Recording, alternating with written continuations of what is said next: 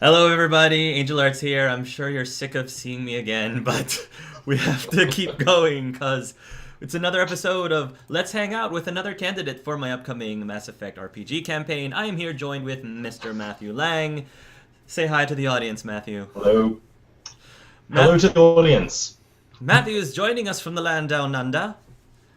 It is currently 2 a.m. where I am at the moment, and he's sitting pretty fine at what, 6 p.m. over where you 6 are? p.m. and it's still sunny. Yeah. Yeah, I'm very jealous right now.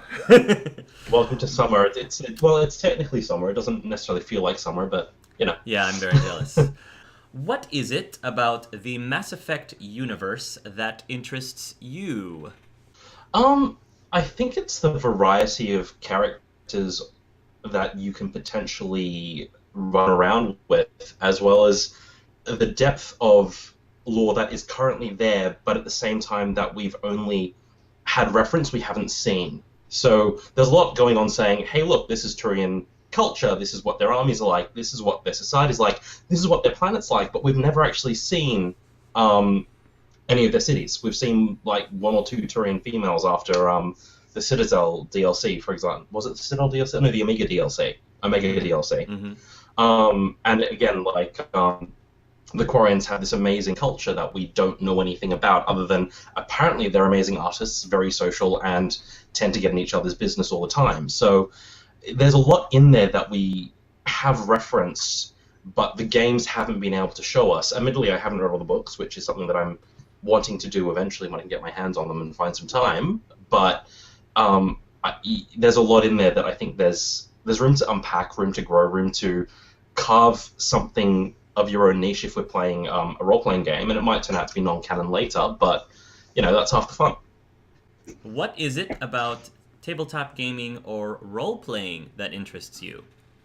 Other people. The thing with computer RPGs is that everyone's wonderfully written, beautifully voice acted, amazingly animated, but it's still not quite the same as having other people around, whether it's virtually or at a table reacting to a situation, because when you're by yourself, you're going, okay, I'm going to react this way, and these other characters are there as backup, and they'll either react to support my decisions, or they'll act according to a pre-scripted line, which has already been built into the game, and it's going to happen no matter what you do.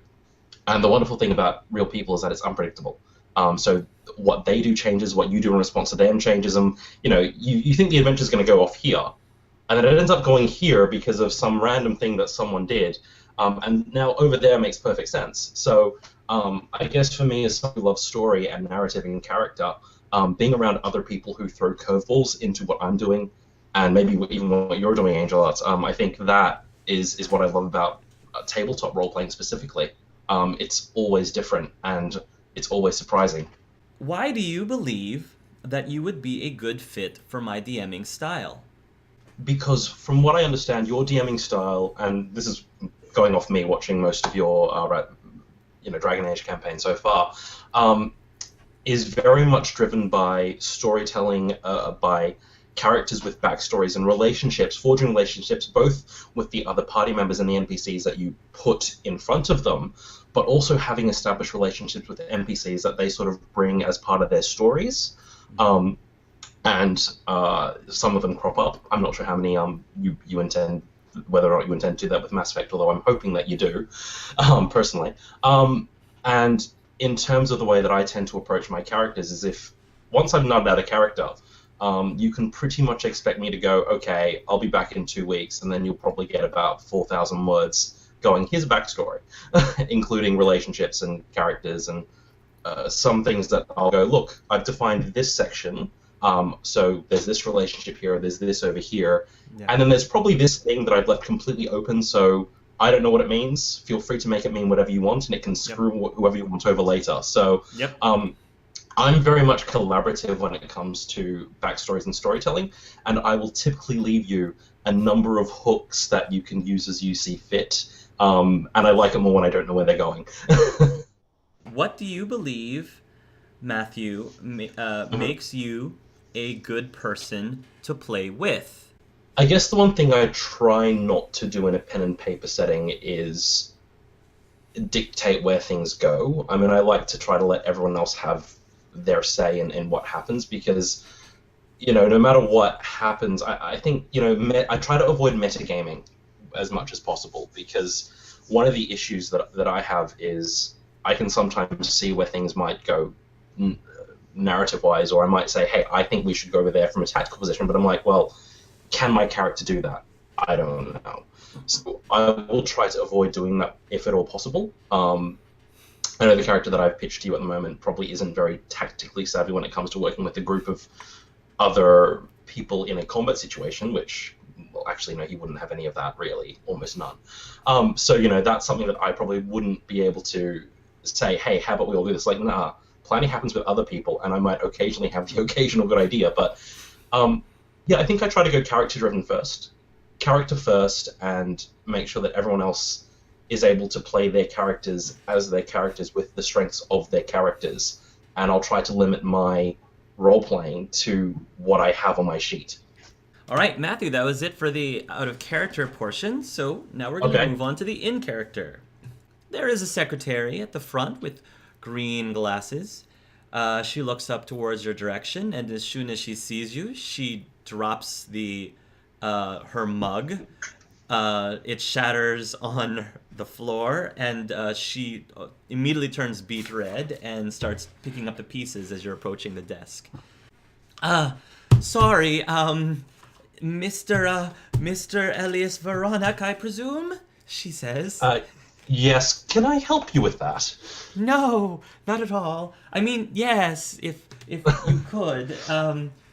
I'll reach down and start trying to help her gather the pieces. If there's any... Actually, I'm assuming I probably would have something along the lines of cleaning stuff, so I should probably help her mop up the spilt drink, whatever it happens to be, as long as... Hang on, is she human? She is human, yes. Everyone, as far as you can tell, everyone in this office is human. Everyone's human? Okay, I will still help her try to mop up the drink, but I'll, yeah, while I'm doing that, I'll go, well, just as long as none of it goes into my mouth, I should be all right. She gives you a smile and chuckles, and she says, forgive me. She says, I'm such a klutz. I think I have your papers here. She tries to dry the papers a little bit. It got a little soggy for when she dropped it. Why don't I just escort you down the hall? As she's escorting you down the hall, Matthew, for the benefit of the viewers, could you please give us a physical description of your character, including race? Okay, so Elias is, as the name suggests, is Quarian. So he is wearing a Quarian Enviro suit. His suit is predominantly black and red. So it's more black with red trimmings. It is slightly different from a lot of the other suits in that there's a number of embellishments that have been made to it, although they appear to be removable. So he is wearing what would appear to be almost one of those old-fashioned entertainers' jackets, although it's not quite. So there's the sort of embellishments that hint at lapels and hint at some tails with a lining inside of it. I'm sort of envisioning, in my head right now, if the young Elvis Presley was Quarian, this is what he would be wearing. Pretty much, yes. This is what he would be wearing. Although not the blued suede shoes at this point. Right. But I think definitely red... Yes. Possibly ruby red, maybe. Definitely ruby red. Possibly a few, like, ruby studs. But, Yes. Although in his case, they're probably going to be glass masquerading as rubies at this point. But, Gotcha. Definitely some embellishments on there. At least that's what he's doing when he's going out in public, going, hey, I'm in the same, look at me. Yes. He has another suit, which is much more utilitarian, and the idea is that when he's out like that, he's completely anonymous, because he's just another Quarian in a suit. So yes, that's what he looks like as they're walking down the corridor. All right. While you're walking down the corridor, several of the employees at the office sort of take a peek around the corner as you pass by. A couple of them with very large grins on their faces. Meanwhile, the secretary, she seems to have given up on the sheet of paper that it was in her hand, and she seems to be fumbling with something from her purse. It looks like a wrapping that had been wrapped around her sandwich for lunch. And she takes the wrapping. It's still stained with a little bit of ketchup. And she says, she pushes up her glasses. If you don't mind, Mr. Elias, and she holds out a pen and the used wrapper towards her direction. To sign, if you could please sign it to Isabel. Isabel, that's a lovely name. I'll take the sandwich wrapper and the pen. And what flavor was the sandwich, Isabel? Oh, she says, it was a club, one of my favorites. Club sandwich. Yes. Now, I've heard they're wonderful, and if I could eat one, that would be the top of my list too. So I sign it. To Isabel, lovely to meet you. Keep up with the clubs. Thank you, sir. You finally reach the office. There is a gentleman who has his back to you right now. He actually is looking out the window, the blinds. He's sort of peering through the blinds, and even through, even from that height, you can hear faintly some teeny bopper screaming from down below. Most of the screaming sounds muffled as if they're in masks, but there seems to be a few that are not behind filtered masks. When you finally enter the room and make your presence, the gentleman removes his fingers from the blinds. He swings around. He is a very well-dressed gentleman, dressed in a bright orange pinstripe suit. His hair is slicked back. He looks towards you, makes immediate eye contact. He flashes you with the most perfect, straightest smiles you have ever seen on a human in the longest time. And he walks towards your direction, and he says, Mr. Elias Varana, such an honor, sir, a pleasure. And he holds out his hand to shake. I take his hand in a very firm grip, the firm entertainer's grip of an honest man, and go, Mr. Nathaniel Musi, the pleasure is mine, I assure you. He says, I have to say, my daughter is a big fan. She was telling me about your latest single that she saw on the vids the other night. Well, I do aim to please. Please, have a seat, he says. Thank you. Miss, tell me, Mr. Elias, can I interest you in a drink, perhaps? What would be your beverage of choice? We do have a kitchen that does cater to Quarians, by the way. I have actually become rather fond of the Turian Pellegrin. They call it a whiskey. I'm not sure if it actually is one, as you humans would understand it, but yes, I know. Quite please. The one in the deep blue bottle. Yes. That's the one. Yes. If you have any of that, I would be most appreciative. I think we might be able to scrounge up something. Jeanette, and he snaps his fingers. In an adjoining room, another woman comes out, and who is his assistant, and Mr. Nathaniel Musi says, Jeanette, could you please get this fine young man one of the blue bottles over in the Quarian pantry? I believe it's the third shelf on the left. Of course, Mr. Musi, and she looks towards your direction and gives you a polite smile, and she blushes a little bit as she leaves the room. I'm making a point of giving everyone eye contact, mask contact. Mask contact. You can see glowing eyes. I'm trying to give everyone direct contact where I can. So let's go through your resume here. I mean, we already know your credentials, sir. It really pretty much speaks to yourself. So I guess the biggest question I have for you at this point is, what exactly are you personally trying to get out of your experience with this ship? Why this ship specifically?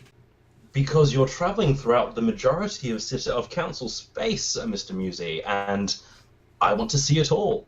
I mean, yes, the flotilla does travel through a large enough portion of the galaxy, but when you come down to it, a lot of the Quarians are treated a little bit along the lines of the what's that human phrase? The embarrassing uncle. the one that you put in the corner at parties and just and they're there trying to keep them plied with drinks so they're not too much there. And I think that the galaxy has this wealth of sound that every race has their own songs and their own way of communicating in speech, and I want to hear it all. And what better place to do it than on your ship? Where and if I can incorporate some of your music or some Asari music into my own work, then why not? Jeanette, she returns, and this time she is carrying a blue bottle on a silver tray. She sets the tray down, and she asks you, "Did you prefer it in a glass or in a bottle, Mr. Elias?" Glass is fine, Jeanette. She pours the bottle. She opens up the bottle and she pours you a glass. And next there's a little tray that she takes little tweezers and she sort of plops in. Think of crystalline ice cubes, not cubed, but like almost crystalline like. And these ice cubes are not transparent. They are not clear, but they are greenish transparent. Yeah. You're used to this, though. This is something that isn't uncommon in Quarian drinks at all. It adds a little bit of fizz to the drink. And then she says, "If there's anything else that we can do to make you more comfortable, Mr. Varana, please tell us no." Will do. Thank you so much, Jeanette. I take a sip. She smiles. It goes down very smooth, and it tickles your throat a little bit, but in a pleasant way. Now, just because this is part of the protocol, allow me to ask you a couple of hypothetical questions. Off to the corner of your eye, you do notice a tiny red dot hovering on the forehead of your captain. At this point, just out of curiosity, what would you do, or how would you react? That would depend on whether or not I was able to get enough of a scan of the battlefield from inside my helmet to work out where the sniper is. All right. Let us say that your captain is going to attempt to negotiate with the bandits, or at least stall. During this time, he is going to give a subtle signal behind his back. These bandits apparently do not seem to be the brightest of bandits. The signal, you and the rest of the crew understand this to mean to wait for an opening when their guard is down to attack. During the meanwhile, you are scanning the area, and let us say that you are able to somehow pinpoint the location of the sniper up a tree. He appears to be a Batarian. I would say he's probably about, we'll say 25 meters away? Up a tree? 25 meters away? That's doable. I would probably look for an occasion to get slightly offside so that the Batarian focused on the captain wouldn't notice one of my drones sneaking up to the tree to knock him out of it. Okay. Let us say again that the captain has the entire congregation there so distracted that they do not notice you sending forth your drone. And the rest of your crew do notice. This is probably something that you've done before, therefore they know what's coming next. A few moments later, everyone hears a scream as a body goes hurtling off the tree and lands with a thud. The entire group of bandits turn their heads towards the direction of the noise, and as soon as they do, that is when your crew pulls out their weapons and they begin to fire. Now we go into combat. What is your first priority at this point now, Mr. Varana? First priority is to disable either the Asari or the Krogan. And why is that? Well, all Asari are biotic, so you can imagine that if the Asari is indeed on the side of the bandits, as one would assume you'd be able to determine based on her reaction to the current events,